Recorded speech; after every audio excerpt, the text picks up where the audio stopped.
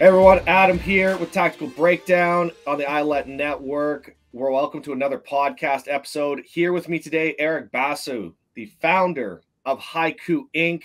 It is an amazing platform that I was just made aware of in the last few weeks, and I have dove headfirst into this thing, into the cybersecurity space, because Eric, what you guys are doing is absolutely phenomenal. I've never seen it before. I'm somewhat of a Luddite, right? Like we talked about this offline a little bit. I'm a trainer. I'd rather be on the mats choking somebody or on the range shooting something. Yep. This is a completely different space, but somehow, some way, you've managed to turn something that I would know nothing about into something that I can actually utilize, which is really interesting, especially when we talk about for the law enforcement space and the public safety sector. So before we dive into all of that, dude, I want to get a little bit about your background, because I think there's some synergies there that I want to let people know about. So can you give us the quick background of where you're coming from? Absolutely, yeah. So one, thanks for having me on, Adam. I really appreciate it. So graduated with an undergraduate degree in molecular biology, decided to put that to good use by joining the Navy and becoming a SEAL, because you used a lot of molecular biology in the SEAL teams. And I spent 9 years active duty until 97. I went to the inactive reserve. I went to the active reserve after 9/11. So from 01 to 05, I was a SEAL Team 3 in the active reserve. Then I went back to the inactive reserve again and picked up commander in the inactive reserve, which is always kind of funny because, you get a letter saying, hey, you picked up commander. I'm like, I didn't even know I was in the Navy anymore. Because, in the inactive reserve, you're still feeling like you're a civilian and just doing your civilian thing. But when I first got out of the Navy in 97, I worked for a couple companies, and then I worked for somebody else's startup company. And that was where I got the startup bug and decided I wanted to actually start my own company. So I did that in 2001, started a company called Centec Global. I built that up to be the biggest small classified defense contractor in San Diego, and sold that to Deloitte in July of 2021. When I was at Centec, we hired a lot of cybersecurity people, and a recurring theme, as a matter of fact, the constant theme was that I would try to hire people that for cybersecurity jobs, and regardless of their degree, regardless of their certification, they didn't have the hands-on skills to be able to do what I wanted them to do. And that was true whether it was offensive cybersecurity, like a pen tester, or it was a SOC analyst, or it was a compliance person. The requirements for the job did not match what the job actually was. So we came up with the idea about 8 years ago for a cloud-based cyber range, and it was innovative at the time. There were no commercially available cloud-based cyber ranges. There were probably big ones the NSA used, but nothing available for individual consumers. So fast forward until 2021, where now there are cloud-based cyber ranges out there. TryHack Me, Hack the Box, some other places to go out there and practice your cybersecurity skills, and they're very, very popular platforms, 1.5 million users each. So as we went out there, I thought, okay, so how do we address this workforce gap in the market? Because there's about 3.5 million, you keep hearing the stat, unfilled cyber jobs. Which still aren't being filled by the other cloud-based cyber ranges out there. What are we not doing? What is when I say we, like just kind of America in general, because China, you've got a culture in China that will take people in North Korea to the same degree, take kids at a very young age and put them into a path of being a government hacker. In Russia, they've got a slightly different approach to it. There's kind of a revolving door between the government and the mafia there, where they can get real world skills in either or both and move back and forth. And either one of those really works well for the US, right? So what would work well to train the next generation of cybersecurity warriors is kind of how we approach that. And we came across, video games, because obviously what you're doing in cybersecurity is on the keyboard. And I was a big gamer when I was a kid. I mean, literally all the way back to Pong. Played a lot of video games with my kids, and video games teach you things, whether you know it or not. If you play Elder Scrolls, for example, they have a very complex potion making system. You spend some time in that, you learn that potion making system. It's very complex, and you use a lot of brain neurons. You put a lot of synaptic space in your brain into doing that, but you get it, and you can do it from muscle memory. And so we spent a lot of time, myself and the dev team, studying the different techniques. There's a great book by Celia Hoden called the gamer's brain. And she said, if you design your game properly, get the user to basically forget about the mechanism of playing the game and get really into learning, and enjoying the game. And we repurposed a lot of the techniques she had in there to get people to get past the learning aspect of it and start to get in the flow. And there's a book called Reality is Broken by Jane McGonigal. And she theorized that the reason video games are so popular is because to get in the flow for something, when you get in the flow, when you're really into it, and you talk about rolling the mats, so you're probably a BJJ guy, you really get into the flow, and you're just really, doing well. You're shooting, you're on the range and you're shooting, and you're just in the flow, and you're doing, Mozambique drills, and you're, really just feeling good. Everything, you're dinging the metal, and you're putting the bullets where they need to go. In order to get in the flow on most things, you need about 10 years of experience. And that goes back to Malcolm Gladwell's Tipping Point book. It takes about 10 years of experience to be really good at something, to be able to get in the flow, playing a piano, shooting, BJJ, whatever. Jane McGonigal theorized that one of the reasons video games are so appealing to us is they let you get in the flow. A good game will let you get in the flow in the first 15 minutes. And then you're in the flow and you're enjoying it because you're there and you're shooting the bad guys or killing the orcs or doing whatever it is that you're doing. You're racing the car. And so we looked at that and said, what if we can get people in the flow very quickly through a video game format and then use the mechanism of the game to teach the cybersecurity skills that people need? And that's a huge difference from gamification. I was at the Black Hat Hacker Conference last year and somebody said, so you do gamified training? I said, no, I create games that train. And they asked me, what's the difference? And I had to think about it on the spot because it just kind of came to me. And I said, well, if you gamify something, so I take a PowerPoint on something and I put some leaderboards or some badges on that, I'm still kind of teaching the same boring content. It's not really a game and it's not any more fun.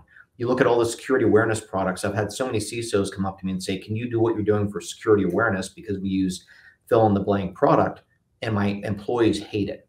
Now, if you create a game that trains, I'm creating a game with the intent of this game being fun, and I'm using the way in which this game interacts with the player's mind in order to communicate the skills I want them to internalize. It sounds like it's, two sides of the same thing, but it's a completely different approach, and this was all theory when we did this, Adam. I mean, we had some examples. Have you heard of the program called Duolingo? Yes. Yeah, Duolingo, language training program. It came out of Carnegie Mellon University's Human Computer Interaction. You got it? Yeah. Yeah. Well, my kids are in French immersion, and real quick, funny segue to that point. The Duolingo, because now I'm trying to learn French, because for some reason, when the military offered to just teach me French and pay for it, I was like, no, like send me to combat school. Like I don't want to learn French. And now I'm looking back, I'm like, man, that was a dumb choice. So now I use Duolingo. So yes, anyway, go ahead. It was a dumb choice. Yeah, to go to the DLI, which is one of the best ways to learn a language. But it's really interesting. Yes, my whole family uses Duolingo. They're all polyglots. I'm just a glot. I forgot what's been going on there. That's not true. Listen, I know for a fact you at least speak 2 languages, right? Because militaries is a completely different language for the majority of people. I speak 3 languages. I not only speak militaries, but I speak English and I speak bad English. So my kids insisted I made up the term soup sandwich. And I actually had to introduce them to a young SEAL who one time I said, can you tell them that I did not make up the word? And he's like, no, he goes, your dad did not make it up. He goes, unless you made it up before my time. And now I said, no, I wasn't that good. This is like from Vietnam era, SEALs that were talking about soup sandwiches. So anyway, Duolingo, it came out of Carnegie Mellon's Human Computer Interaction Institute, teaches languages. It's incredible. 500 million people across the world learn languages from Duolingo. More people learn languages from Duolingo than the entire public school system in the United States combined. And they did studies that said that if you do 1 course in Duolingo, it's the equivalent of 2 years of either French or Spanish, whatever course you did. And so you have something that's cheaper, takes less time. Certainly the DLI is probably a 6-month to 9-month French course, if not a year, and it has better efficacy than traditional learning methods. And so that's what we were trying to go for with Haiku. So we released our first product, World of Haiku, last July. And I got to say, we had theories about what we thought this was going to be. but the response was nothing what we expected. I have dozens upon dozens of anecdotes from people. One of the first ones was from an Australian Defence Service member who said, I have ADHD diagnosed. I've been trying to learn Linux. I could not learn Linux. Your game is the first thing that let me learn Linux. And it got to the point where we had these people commenting on our ads and social posts. My lead developer said, hey, can you have our marketing folks stop posting on there? It looks, it looks disingenuous. I said, these are not our marketing folks. I can tell because I can't get our marketing folks to even read our ads. So I know it's not them. I said, these are actual people who are fanatical about our product. They love our product. Some guy said, Joshua Labre, he said he got his first job as a SOC analyst because of playing Haiku. I only knew about it because he tagged the company on LinkedIn. I looked at him like, somebody tagged us. Okay, let's hope it's something good. I'm like, hey, does anybody know who this person is? Can we reach out to him and figure this out? People are getting jobs from using our products. And so we just had phenomenal, and people are able to learn the things that they, are just very, very difficult to learn because of the way we're doing it. It's funny. If you were to take anything we did, we did as operators, if you were to take, I don't know, combat swimmer, and, combat swimmer is a lot of time in the water, a lot of dry dives, a lot of gear prep and all that. And you were able to give somebody a simulation so that without ever getting wet, you put them in the water the first time and they could do a multi-leg swim and successfully, do a combat swimmer attack, ship attack.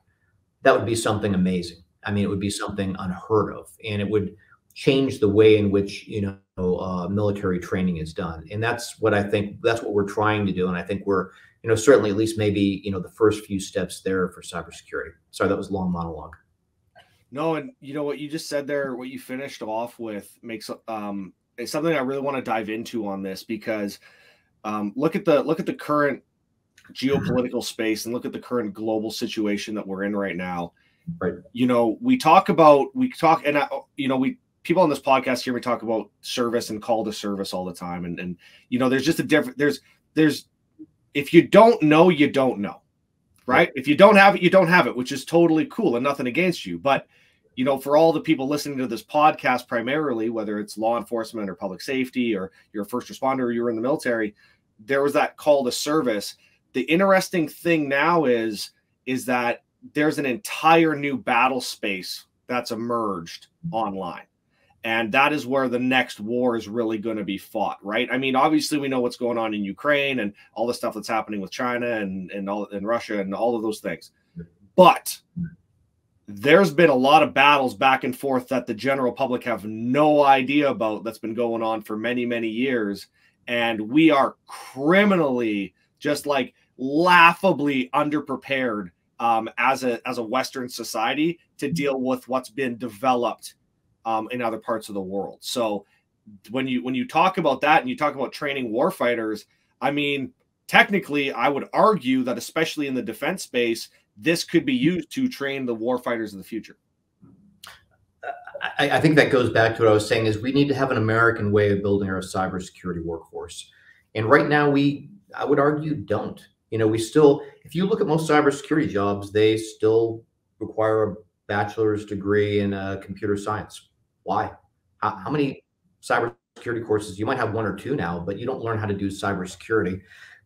So we're still trying to figure out how to do it. Like I said, the Chinese have their own way of doing it, and culturally, that's probably a very good fit for them. Same thing with North Korea. Russia's got their own way of doing things, but America is a unique society. We need to have our own way of building up our own cybersecurity warriors, and we're in the initial fledgling steps of it. The DHS just started their cybersecurity career path about a year ago, I think.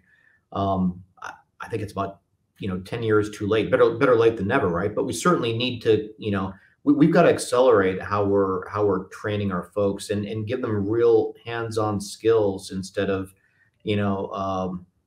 sending them to something else. You talked about the DLI, the Defense Language Institute, where you had had the opportunity. The DLI was a great example of a very practical way to learn a language. So I mean, it was far more effective for most people to go to the DLI to learn Mandarin or Russian or Arabic or any one of the Category 4 languages than it was to get a 4-year degree in one of those languages, because there are plenty of people with 4-year degrees who couldn't speak language. You came out of the DLI, and for the most part, if you were doing the work you were supposed to do and you had some amount of aptitude, you could speak Mandarin. You could speak Arabic. Very, very difficult languages. It was a very military way to approach the training, and that's where I kind of look at. It's actually a great analogy. I'm glad you mentioned it. That's kind of where we're at with Haiku. You could do a whole bunch of theory around what the skills are, or you could just do the skills. Just go in there and just practice it over and over and over again until it's muscle memory, where you do it without thinking. Well, I mean, let's look at proficiency, right? And competency. There's a reason, it's funny. And you were on the teams, you've been involved with, with operators before, and some of the guys that are the best in the world that have ever done it, they're the first ones to tell you, it's like, it's not like there's any secret sauce that they really teach you anything extra special. It's just the fact that they get time on their gun every day. The fact that they do reps every day. The fact that they master the basics because they're doing it. They're not theorizing. They're not thinking about it. They're just going and doing it. And by doing it, you become proficient. Yeah. And it's so funny because it's so simple, yet people seem to conflate this with, I need to have this course or this piece of paper that says I know what I'm doing. I stopped collecting my instructor certificates and course certificates like 4 or 5 years ago. I'm like, don't even give them to me because it goes in a box and I never look at it again because it holds no real value. You know what I mean? Like, I'm here I'd rather just audit a course to get the knowledge and then see if I can utilize it in some new way or new context. But you're exactly right. You just have to get in and do it. And then you got to get in, you got to do it again. And that's really that's the key to it. Yeah, no, you're exactly right. I mean, why are the national asset groups so good at kicking doors? Because they kick a whole lot of doors, right? I think there's a certain amount there. I mean, if you can't, if you couldn't, for example, put 2 bullets center mass and under low light conditions under stress because you just weren't a good shot or you just weren't mentally capable of it, you get filtered out for that reason. So I think you get a certain amount of, it's kind of like buds, right? You have to have a certain physical baseline, and then they drill that into you. If you didn't make that physical baseline, you got washed out. If you made it, then they made you into gave you the physical capability you needed to be a SEAL. Same thing. If you're going to go in the house time and time again, you have to have the ability to be able to shoot. If your eyes were bad or, whatever, you just, you're kind of jittery or you just weren't good at shooting, you were never going to be able to be a door kicker. But assuming all that, then once they've got that baseline person, you have them kick a door 100 times, 500 times, 1,000 times until when push comes to shove and they have to go in there, the hostage is going to come out alive, and hopefully the entire team came out alive and all the bad guys don't. Mm-hmm. It's interesting too, and I'm going to draw a completely random tangent, so hopefully everybody can follow along with this, because we've talked about this before on the podcast. We've done a lot of stuff on Uvalde and the incident that happened there, and I'm sure you're familiar. It's funny because I keep saying this to people, and in that incident, which is such a tragic thing, and the problem is that people kept blaming police, like the police should have done more, they could have done more, they could have done better. Listen, there's arguments to be made all over the place for that, but you know what the fact that just will not change is that up until the point that first officer, who in my opinion was the only guy who did his job that day, reached the threshold of that classroom door, every round that went down range, that 3.5+ minutes, that happens regardless of who shows up at that door. It could have been the most seasoned, direct action operator in the world. And sure, they would have probably done something differently, but it doesn't matter because up until that point, everything would have happened anyways. What we need to do is start talking about how do we prevent that from happening before it happens. And the cybersecurity space, to now connect the dots, is exactly the same way.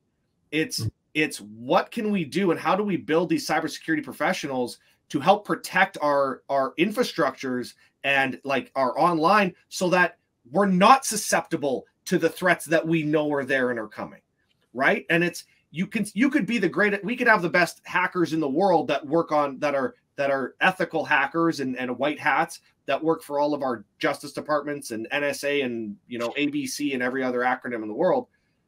But it doesn't matter if we don't set the correct things in place. And that's why I think the cybersecurity realm is so interesting to me, because I'm a huge fan of being you know, predictive and proactive, Mm-hmm. right? Because that's where that's where all the work actually happens, Mm-hmm.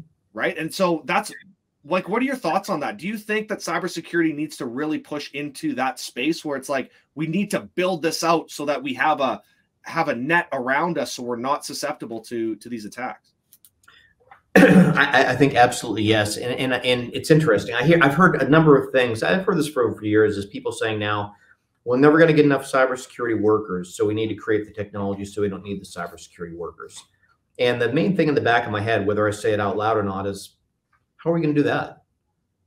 You know, if we have the ability to create technology so we don't need any cybersecurity workers, is that Chat GPT, which is managing our, you know, our firewalls? I mean, what exactly is happening there that, you know, we don't need the cybersecurity workers? I'm a big believer that we've got to build up our cybersecurity workforce, and not just because I run Haiku. It's probably one of the reasons I run Haiku, is because I don't think you can put enough tools in your organization's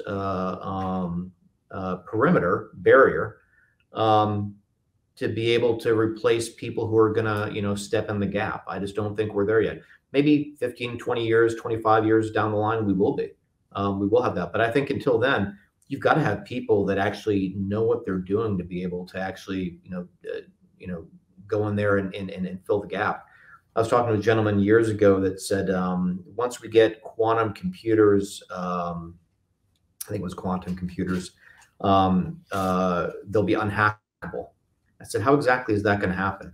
So, well, it's, you know, he goes, you're going to have things transmit directly from one computer to another, and there will be no way to actually intercept the signal and decrypt it. And I said, okay, who's receiving the signal on the other end?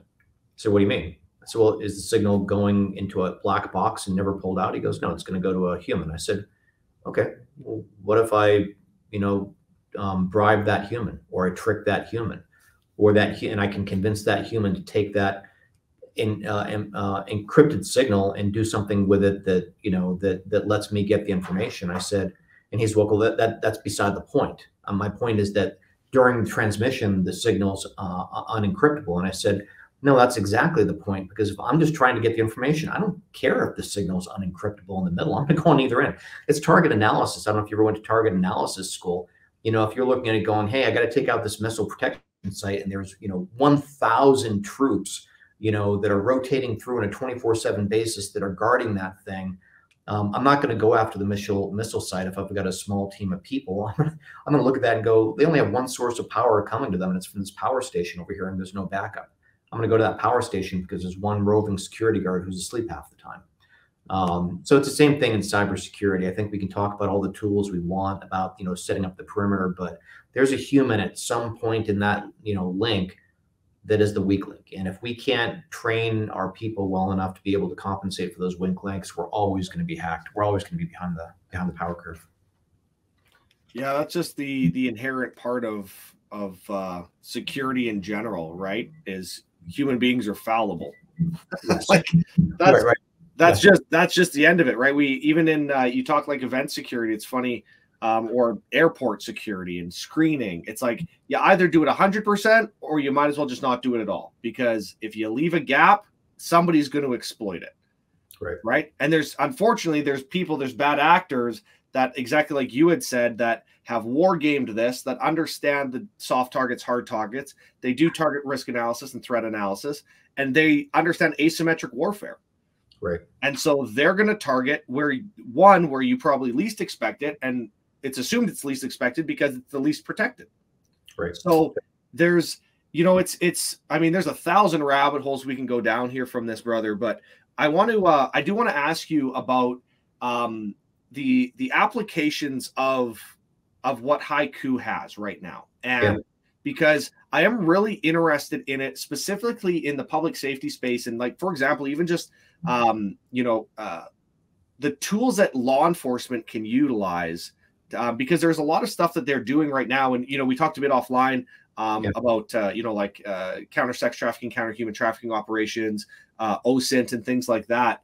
What are some skills right now that you can see and you can identify that law enforcement agencies should have officers or have experts on staff, whether they're sworn officers or not, that are able to do certain tasks. Like, are there certain tasks right now that is kind of low-hanging fruit that you can see that are like, why don't you have people trained in this? Because it opens up a lot of avenues for you.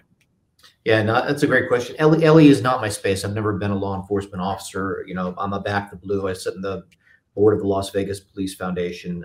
You know, certainly a huge supporter. But I do sit on the board of advisors for a anti-human trafficking organization, nonprofit called Saved in America.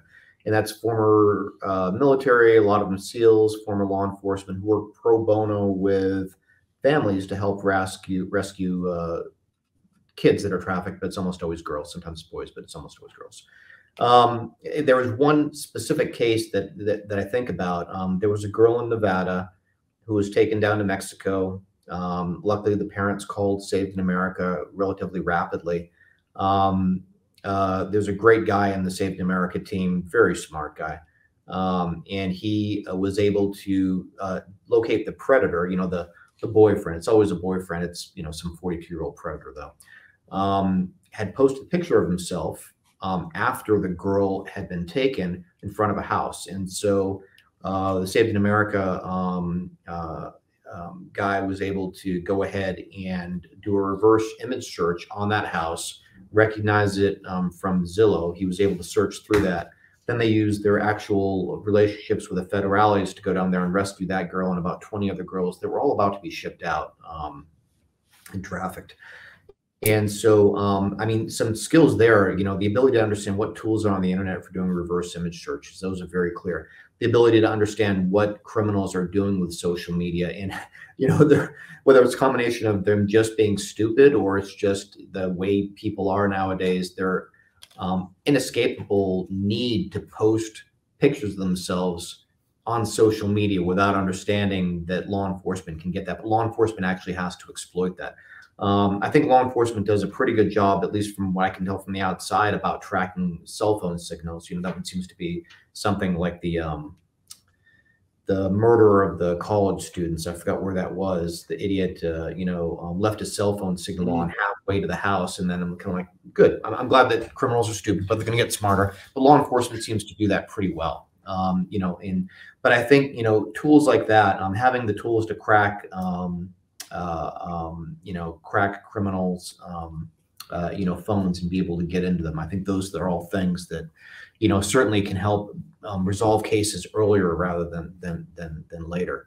And I think if the police have those resources there and they don't have to call the FBI or they don't have to do something else, they, particularly with missing children, because that's a kind of a, you know, something that's near and dear to my heart. They can hopefully, you know, resolve these things maybe in a 48-hour period rather than, you know, anything beyond 48 hours is when they typically move the child and it's hard to find them. Yeah, you know, it's really interesting because a lot of people, I think there's a lot of misconceptions around what cybersecurity is and what skill sets are actually needed. And, you know, I know, you know, when you think of it, I don't know if you remember the movie Swordfish. Oh, it's been a long time. Yeah. Right. But yeah, like, I think that's what people think of when they think of, you know, cybersecurity and hackers and, you know, white hat, black hat, all that kind of stuff. And they see somebody sitting in front of multiple computer screens with just lines of code, kind of like the Matrix, and having to decipher and decode that and know what to put in and what commands to put in and all that kind of stuff. When in reality, I'm sure that there are components of it in the very advanced stages that get to that point. But the majority of stuff that like we're talking about here is, you know, that stuff that you can do very simply utilizing browsers and softwares, and it's just understanding how the cybersecurity space works and getting a general understanding of it, which is really where I think, you know, like you talked about in World of Haiku and that game itself really simplifies that process, and it kind of makes it a I don't want to use it, I don't know if the term palatable makes sense, but it makes it palatable so that it's like, oh, I can do this. Like it makes it accessible. Yeah. Yeah, because a lot of people see that streaming code and they're like, I'll never do that. That's too hard. But they'll look at that and go, wait a minute. So they just did a reverse Google image search and just uploaded the file and then it found this one. Oh, I can do that. I just didn't know how to do it. Right. OSINT courses, I think that, you talk about law enforcement. Every law enforcement should have somebody that's been to an OSINT course.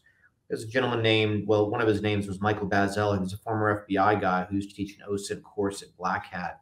Michael Bazel was not his real name. And he made a point of saying, like, I've got 4 or 5 different identities. I've made my post FBI career out of doing this. I get medical attention under one. I fly on airplanes with another. I do another. I have no idea how he did that all legally, but he taught a great course on OSINT and how to be invisible. But every law enforcement should have somebody that's been to a world-class OSINT course, open source intelligence course, because then they'll be able to say things like, hey, I've got 5 search engines that I go through on a regular basis without even going to the dark web, and I can find things that most people won't be able to find. And they can, it accelerates, I think, the process of being able to solve crimes, a lot faster than it would otherwise. And I don't know if this is in your wheelhouse, but it makes me think of, the term like off the grid, right? Yeah. There's all these people that are like, oh, I'm off the grid. There's no way that anybody can track me. I don't think people understand how difficult and how proficient you actually have to be to actually remove yourself so that you cannot be found digitally. There's so much. Is that something that when you hear that stuff, you're like, oh yeah, I'm off the grid. Like there's no way anybody can track me. You're like, yeah, okay, pal. Like it's funny. People say that all the time, which is just kind of funny. It's kind of like, I'm very cautious about my social media. Then I'll look at Facebook and go, you posted 10 times yesterday. Well, they were all important, but nobody knows what I'm doing. You literally told them that you were at a restaurant eating a steak with potatoes inside. Right. So it's funny. I think people have gotten so inured to, and when I talk to people about that, I'm kind of like, don't you care that you're telling people that you're going out of town for 3 weeks and nobody's staying at home? You're like, nobody's paying attention to that. There's this weird sort of thing about people is that, nobody's paying attention to it. And I have heard people say, yeah, I'm going off the grid. But I mean, for the people that are really serious about it, that's more than a full-time job. I mean, you need to spend a lot of time doing it. And there's stuff you can't erase. You can try and do the best you can to erase from the internet. Interestingly, Europe has got, the interesting law in there where if you tell, a company to erase all data they have on you, that company has to erase that data. I think Europe does a lot of things that I would not necessarily agree with that, lean very heavily towards socialism. But that one I kind of look at and go, I mean, that's actually the opposite of socialism, right? That's ensuring that, a fascist government can't go force, private companies to, give all their information on you because that company is legally required to delete all that. Europe's kind of a funny animal. They lean very heavily towards totalitarian and fascism and socialism. And the other side, they do more for personal liberty than we do. I can't send something to Facebook and tell them I want you to delete everything you know about me and have them legally held accountable for that. With GDPR in Europe, you absolutely can do that. Yeah. And then up here in Canada, we get the worst of both of those. So it is what it is, I guess. We're screwed. Don't get me started on Canada. I'm still pissed that Trudeau shut down Grandma's bank account because she donated to the truckers. That's totalitarian. It is what it is, right? I mean, it's funny. I tell people all the time, I'm like, we don't talk politics and religion on the show because it's a no-win situation, right? You're going to piss somebody off regardless. Right. People disagree with you on either one. Always. One of the things that you also mentioned, and because I've had a chance now to kind of look at Haiku and kind of dive into it a little bit, I love the patterning and the path that you guys have built out with this, where you can kind of come into it at any level. If you're brand new, you can start with the game and really just like dip your toes in and see if like, hey, if I like this or not. But you also have actual training programs that people can jump in at that actually go through and do a lot more advanced things. They get some certifications. But what's really cool is, like you had mentioned at the beginning of this whole podcast, which is you have a mechanism now in place where as they're going through and they're learning skills, your system's evaluating that, keeping track of it and saying, okay, you're at this level of proficiency. And then you'll show them actual jobs that have been posted that they can now apply for if they so choose. And it kind of becomes a win-win for both parties because you have people that are seeing the benefit of the work and the learning that they're accomplishing. And then you also have other places that are looking for these new up and coming cybersecurity personnel that are getting them right pretty much, like fresh off the, off of training, where they now have somebody that they can feel confident that they understand those skill sets. So you kind of blended both worlds very, very seamlessly. And I'm wondering where that idea came from. Yeah, I appreciate that. This is one of those things as we're doing it, and this is kind of my entrepreneurial history, or the way that I like my approach. I guess my style is I like to build something and then throw it out there and see who's going to write a check for it, and then try to spend a lot of time figuring out what are my competitors not doing that they should be doing in order to make this better. And so because we built in a video game platform, we're able to track everything everybody's doing. Like video games, they want to monetize everything you do. So if you skip 5 feet and go open a treasure chest, the video game wants to track that and, say, oh, you got the award for skipping 5 feet and opening a treasure chest. So we put that into our ability to track everything somebody's doing. So if somebody uses the nmap command, I can tell they did it 515 times for a total of, 5 minutes and 13 seconds. And that doesn't exist in any other training platforms. If you go, certainly not in a classroom, right? Nobody in it is measuring that in a classroom. And it's certainly, you can't say, well, I did a quiz and I did tests, and so I'm measuring their skills. Well, you really aren't. You're measuring how well they did on those quizzes and tests, which I know a guy in my MBA program who literally never opened any of the books we had. He just sat in the lectures and he got perfect scores in every single test. Brilliant guy. Was that a measure of his development of skills? No, it's a measure of how good he is at taking tests and the fact that he has a very high raw IQ. There's nothing else out there that measures the amount of time that I spend on a keyboard typing this in. And we have different factors in there to keep somebody that just types nmap in 100 times. You don't get anything for that. You actually have to use nmap in the game successfully on a new computer a number of times in order to do that. So we have some people, we have different things in there which we're constantly adjusting to make sure people aren't gaming the system to avoid use the inevitable pun. But as we were gathering those skills, that's where we came up with a couple things. One is that as I talked to employers, I said, what would make you hire somebody in this environment that doesn't have experience? They might have a degree or a cert, but would make you hire them. And I said, well, if I knew the hours that they actually had on the keyboard doing what I want them to do. And so that's where we came up with the skills resume that somebody could produce. The other one is that we pull in jobs that, if you type in the nmap command, we're going to pull in the jobs that ask for nmap. And now, most of the time, those jobs are going to require other things that you may not have, but you're going to get an idea as a player or a student. We're teaming with a number of colleges, including San Diego State University and the Citadel, to offer Haiku in conjunction with college courses, college curriculum, cybersecurity curriculum. But you're going to get an idea of the kind of jobs you could qualify for. And so rather than graduating with your degree and going to a job fair and saying, great, what jobs do you have for me? Here's my degree. The player ideally understands what kind of jobs they qualify for before they graduate. And ideally they've applied for one and they've gotten one. And so we help increase the job placement rates because the skills that you develop are constantly, as often as you want to go look at it in the game, tied to a specific job that requires those skills. This led to an interesting interaction. I got an email from the deputy director of NICE, the National Institute for Cybersecurity Education. I'm terrible at acronyms. I was a defense contractor and military guy, but acronyms I suck at. I don't speak acronym. And she said, hey, can I talk about Haiku? And I'm like, okay, how do I know this lady? And, why is she calling me? And I said, I'm happy to. And so I explained it to her and she goes, can you map your skills to the NICE framework? Because NICE has an entire framework. They're a subset of NIST. I said, ironically, I actually just paid a consultant to do that. And we're just implementing it into our product. She said, this is amazing because she goes, we've been talking about it for years. Is what if we can get people to get jobs based on the skills they have mapped to the NICE framework instead of by their degrees or certs? But nobody's been able to do it because it's always kind of a manual sort of thing as well.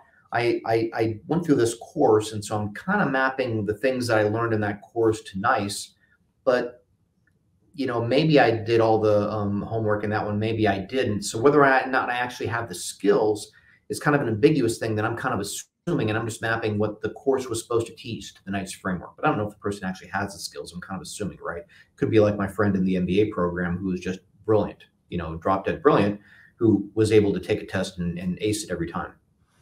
And she said, you're the first thing we've ever seen that actually measures the skills as the person is doing them. It's all being recorded in the database in real time, exactly what they're doing. That's being mapped back to the NICE framework.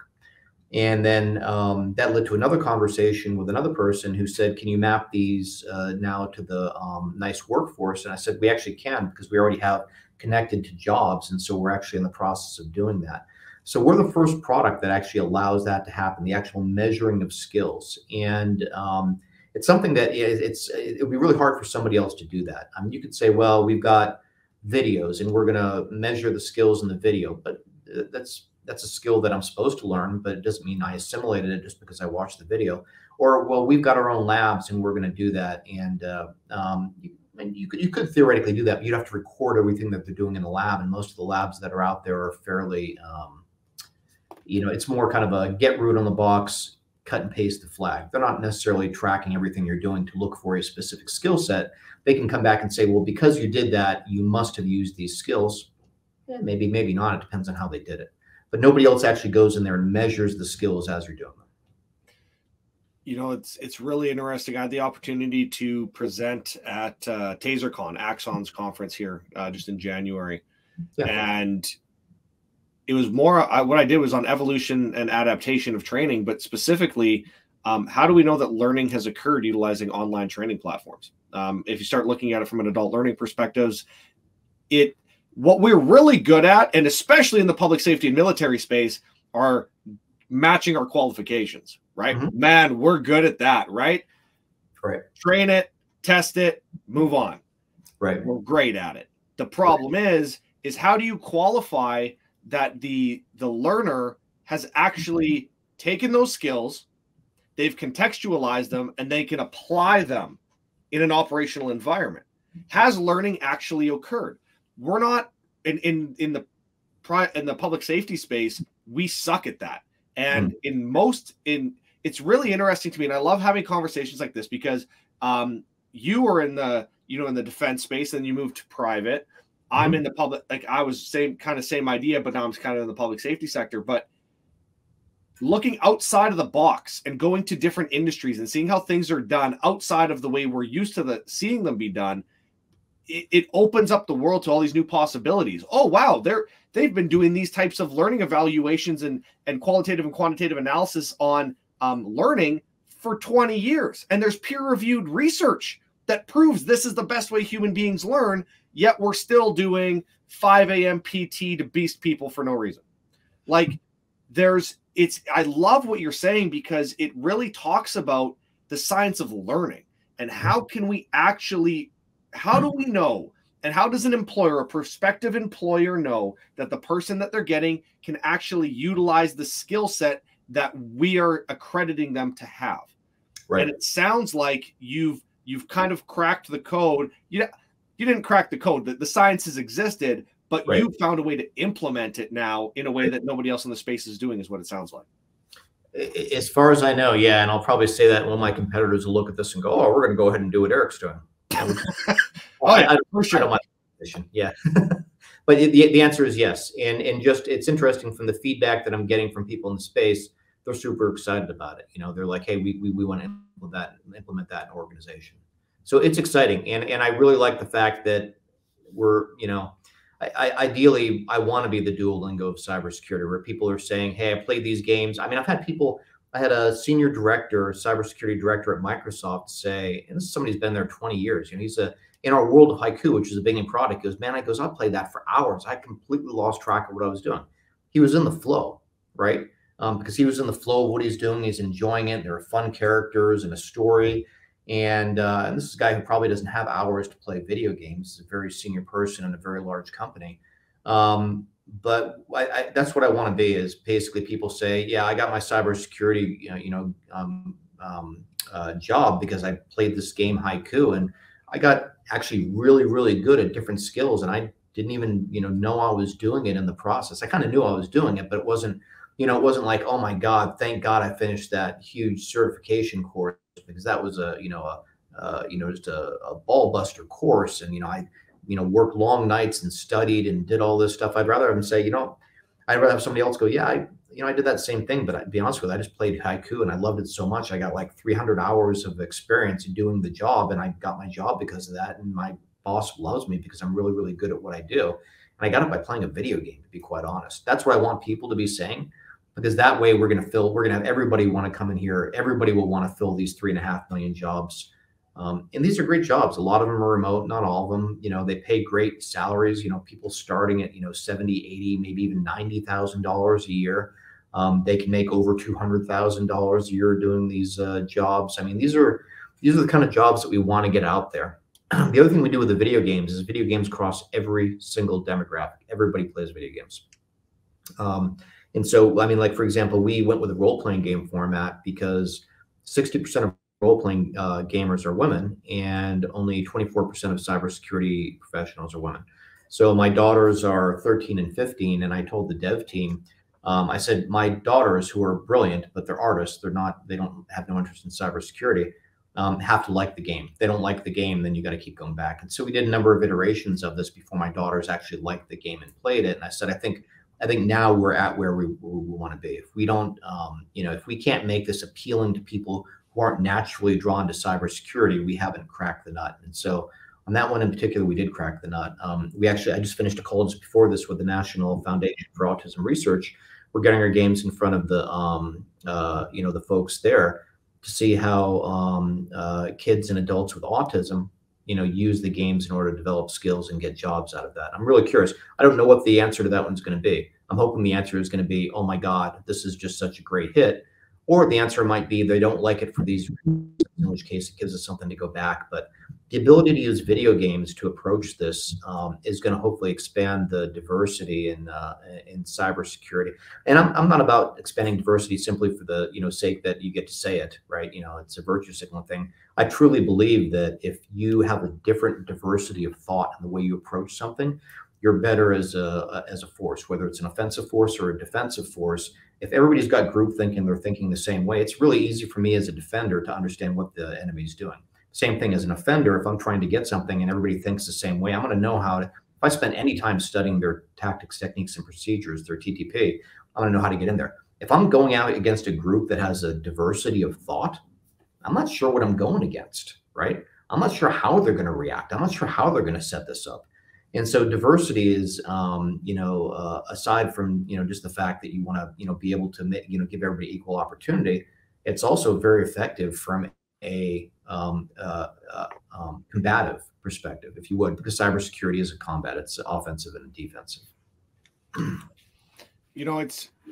I'd love to get your thought on this. I always found that coming into the civilian space, the civilian markets, whatever that looked like after having served time in the military, that we seem to like, and this can be the same said for, law enforcement and people that deal with kind of usually the not so good folks in our societies.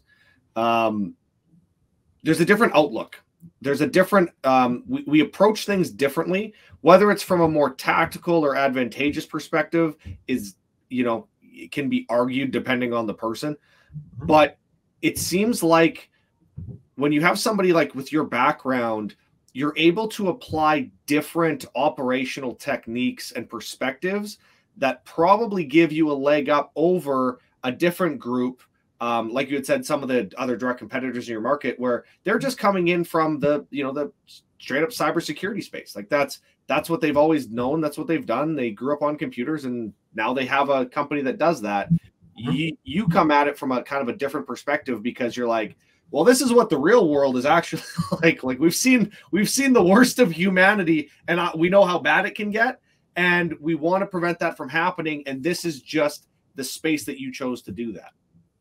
Yeah, it's so the short answer is yes. And that's why I really believe in training the cybersecurity workforce. And that's, because we have to have a workforce to be able to do that more than just, training individuals in cybersecurity, which, they all make up the workforce. We really have to do that. But you remind me of an anecdote. I was playing probably Call of Duty with my oldest son years ago.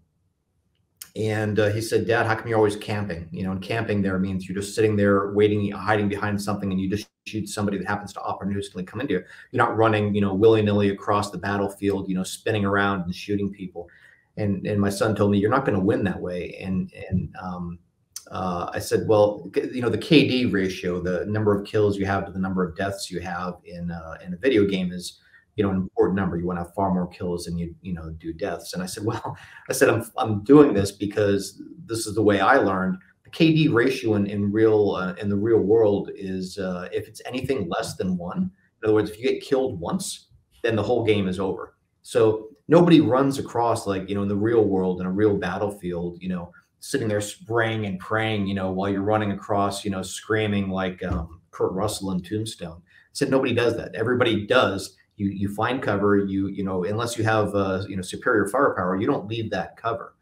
And so that's the way I played video games. Now, eventually, as I played more and more video games and I got farther and farther from active duty time, I was kind of like, yeah, I mean, if I want to win the game, yeah, you gotta run around and, you know, spin around and do crazy stuff, and, you know, you die like 10 times trying to do it, but you get a better KD ratio. So you definitely bring a different perspective. I guess that's the point of that anecdote to these sort of things when you come from a warrior perspective, and that is my perspective. Is we have to build up America's workforce, our cyber workforce. So I wanna go down a different rabbit hole with you, brother, because I wanna get to know you a little bit. What was it like to build out a company, exit, and then start another one? Like, did you have downtime? Was there some lag in there? Did you know right away that you're like, I got to get back on the horse? What was that process for you?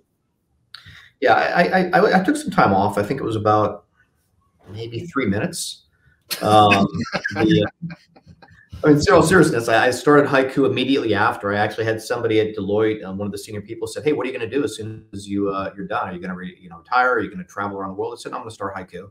I said, "I've been planning to start Haiku. This is a vision I've had in my brain for a while." And there are a couple of reasons for that. One, I'm not that old. My gray hair, you know, may belay that fact, but I'm not that old, not old enough to retire. Two is, when I was at Centec, my previous company, we bid government contracts and put people on there. I never really felt like we were making a difference. That changed a little bit for me when we had the final going away, and I had all my employees there. We had about 200 employees, and I had probably 8 or 9 come up to me and go, "This is the best company I ever worked for. You created such a great culture." And I had an amazing executive team that worked for me that, you know, that really helped with that.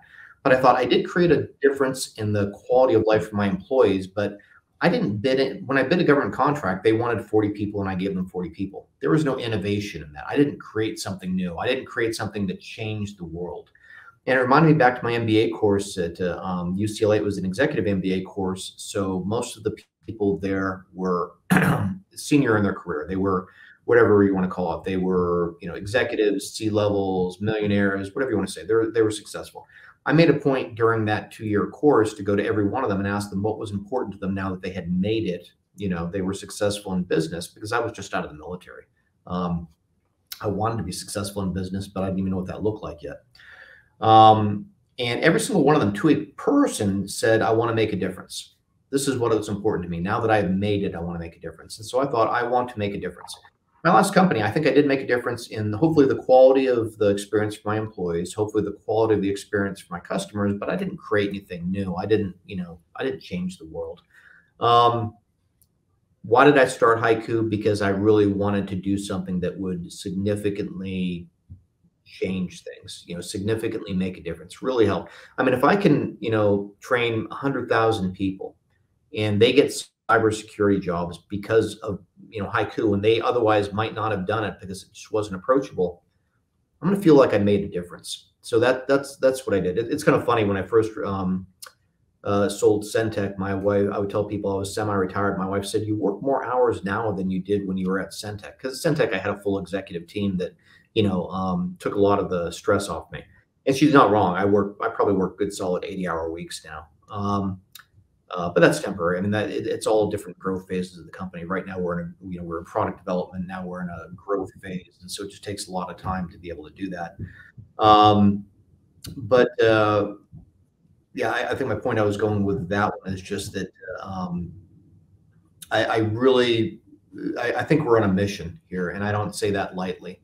I think every company is on a mission, whatever it is. But and I think that most of the team would agree with me is that if we can change the way in which people learn cybersecurity to let more people get high-paying cybersecurity jobs and raise the cybersecurity defense profile of the United States in that process, then I think we're all good with that. We don't only sell in the United States, by the way. I say that simply because I'm an American and, I love my country and I want to make sure that we've got, our cybersecurity people, but we sell, all across the world. I don't think we sold anything in China yet. Yeah. Yeah. Watch out for that. We're not localized in China, in Mandarin. Right. There you go. Yeah. It's funny. My years and years ago, I have an uncle who just always came up with these quirky ideas and anecdotes about stuff. But he said it was probably 20 years ago. He's like, you better learn Mandarin. I'm like, why? He's like, because they're at some point they're taking over the world, right? Like, and that was 20 years ago. And now I'm starting to look back. I'm like, okay, like I'm not liking where this is going right now. Like we gotta sort some stuff out. Eric, what I want to finish this off with, dude, is there anything kind of top of mind for you right now? And it doesn't have to be public safety or law enforcement specific. Is there anything top of mind for you that if you could impart information to the general public, whether it's about something you're passionate about, whether it's about Haiku, what is that? And why is it important that we start collaborating and sharing more information and knowledge? I think I do. And we've all heard about the quiet quitting, right? Mm-hmm. And we've heard about, I think there were some other terms for it too. And I don't really see a lot of that, to be honest with you, in my company. I think everybody's passionate about what they do. My young people, my older people, and they're all kind of, I think I'm probably the oldest one in the company, but I think this is I think this is a disease that's affecting America. I really do. The lack of desire of people to go out there and earn a living for themselves and for their families. There's no way this ends up good, right? The desire for kids to live with their parents until their 30s and in some cases their 40s and never have a real job. This is a terrible, terrible trend. Jordan Peterson writes about it in his book about, people say, well, he's addressing men. 90% of young men are the ones that read his books for a reason, because these are people that don't feel they have a purpose. And I don't know why they lost the purpose. I'm not smart enough, or I haven't spent enough time, or a combination of both, looking at this like Jordan Peterson has. But I do see more and more young people, and I can't even call them kids because they're in their 30s, that have no real design or purpose. They have never held a real job. They're continuing to live with their parents or live with a person who, boyfriend or girlfriend or whatever that takes care of them and financially. And I think this isn't good, and I hear different reasons for this. I hear things like, well, life should be about enjoying it and not, working so hard. I had young people, this is probably even 10, 15 years ago, maybe 12 years ago. I'd interview young people and they'd say, well, the most important thing for me is my quality of life, and that this job has to allow me to have my quality of life. And I'm thinking, okay, you're 22, you just graduated from college. When you say quality of life, what do you mean? Do you want to spend time with your dog? I mean, do you want to go out and party with your friends? I mean, what is this quality of life? They say, well, I can't work more than 40 hours a week. It's not acceptable, because then my life is over. And I'm kind of like, I mean, and this because you're in the military. In the military, you're working, sometimes 120-hour days. You're working, 12 hours on, 4 hours of sleep, and then you go back to to work again. But I saw that trend that I saw starting about 12 years ago. Now those kids have now grown up, and sure enough, they have lived up to their ideal of not working too hard, but now they don't know how to work. I mean, they can't. Nobody in their 35s or 40s who has deliberately avoided work suddenly turns around and says, you know what, I think I'm gonna get a career. I think I'm gonna go ahead and do this. And so that's one thought. And I say that, and you just asked me to kind of think out loud and kind of a stream. I do see Haiku appealing to some people like that, who feel like they're kind of, I'm stuck in a rut, and I've been in this rut for 10 or 12 years. but cybersecurity is something that could interest me. I don't have the money at this point in my life or the desire to go out and get a degree or something, but I can do this. And so I'm hoping that people look at this and go, okay, I finished Haiku and now I'm moving on to Haiku Pro. And I think I can actually maybe get a job at this. I'm doing some capture the flag competitions, and maybe I'm going to go do some hacker bounties, and maybe I can do this. And they can turn their lives around to the point where they're making, good salaries. They're taking care of themselves. They make enough money to take care of their families. They have purpose and drive, because we were not put on this earth to do nothing. It destroys our souls. And you find this in the Bible, you find this in Stoic philosophy, you find this in pretty much every, the Protestant work ethic is, you don't give a person a purpose and it's something they can do. You destroyed their soul. You took away more than you ever could by locking them up for 10 years, because at least in prison, maybe they, were working out and, studying and getting degrees and doing that sort of thing. You take away their desire to ever do anything, and they'll never do anything. You've taken away all the rest of that person's life, and they will never have a fulfilling life. Sorry, that was a long answer to your question, but that's what kind of goes to my mind, and it kind of ties into why I do what I do. No, dude, I love it. And, for people that know ILET and what ILET's about, I mean, it's about mission and value first, right? It's about doing the right things for the right reasons. And it sounds like there's a lot of synergy there. And I knew, even though we hadn't had a lot of chances to speak really one-to-one, you can kind of just tell, you get a read on people pretty easily, especially when, they match the same kind of values that you have. And I saw that when I saw you interacting with your team.